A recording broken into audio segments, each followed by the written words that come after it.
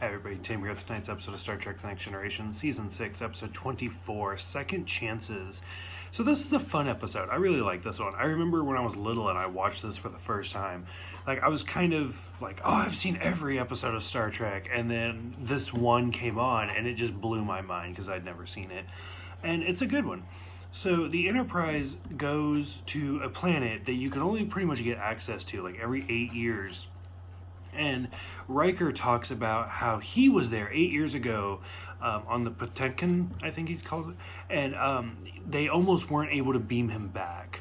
And so he's like, oh yeah, this is a great planet, I've been here before. And so they go and they beam down, and the ship that was crashed there is kind of different than Riker remembers. And they encounter another Riker, Lieutenant Riker. And it's funny because he's in gold, and it's just kind of weird. Which I don't think they say what he was a lieutenant of. I'm assuming engineering, but they never really go into Riker's past. I think that's kind of interesting. So anyways, they do some analysis and they bring both Rikers on board. And it turns out that 8 years ago, the beam that was trying to get Riker off, the transporter chief had used two beams because there was so much interference. One beam actually got Riker off the planet, like Commander Riker that we know today. And the other beam bounced off of the atmosphere and put Riker back on the ship, where he's been struggling to survive for the last 8 years. And now there's two Rikers, so he's kind of cloned. And it's interesting to kind of watch the way the two interact, because we have Commander Riker and Lieutenant Riker, and Commander Riker has to be a commander. He has to tell him what to do, give him orders. Whereas Lieutenant Riker starts to have feelings for Troy again. As soon as he sees her, he starts kissing her all over. And it's kind of implied that they go a little further, which once again, insurrection out the window.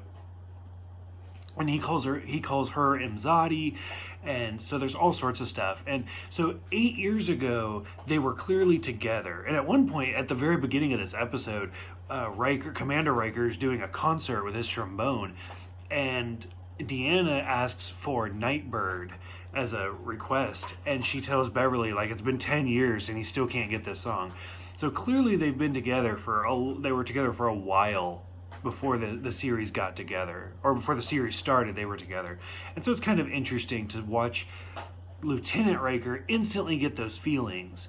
Well, Troy talks to Commander and about what that situation would be like, and he says, if you want, you can go for him because it's over between us, but if he had been me, he would make the same decisions.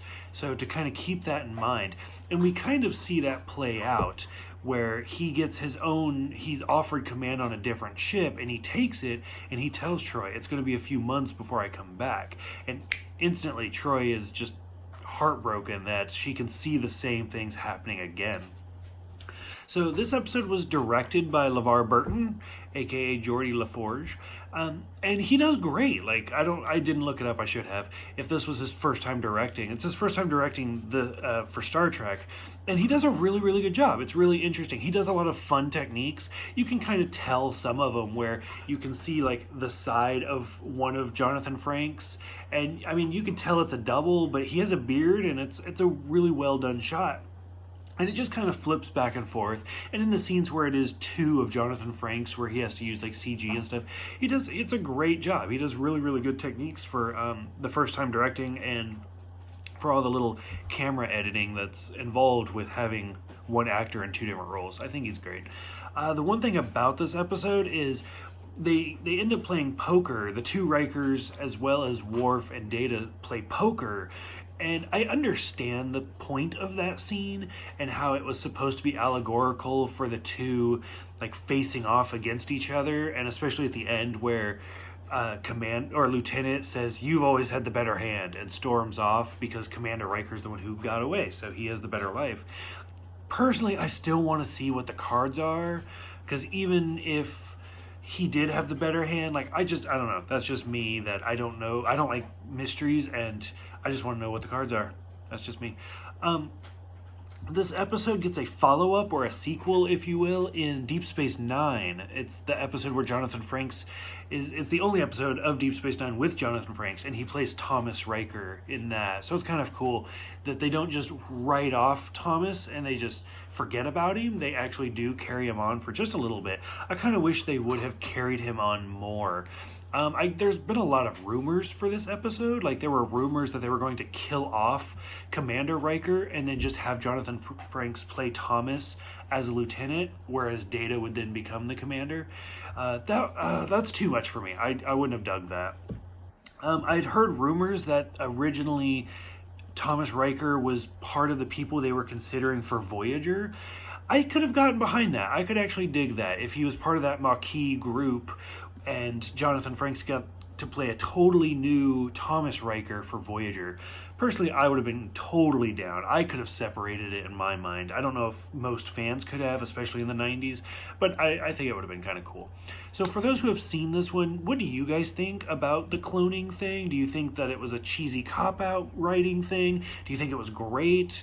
Do you wish we'd seen more of Thomas besides the Deep Space Nine episode? What would you guys have thought of Thomas being in Voyager? Go ahead, let me know in the comments below. Thank you guys for the YouTube subscriptions, the Twitter followers. Thank you guys for everything. You guys are all amazing. And I'll see you guys next time for Timescapes.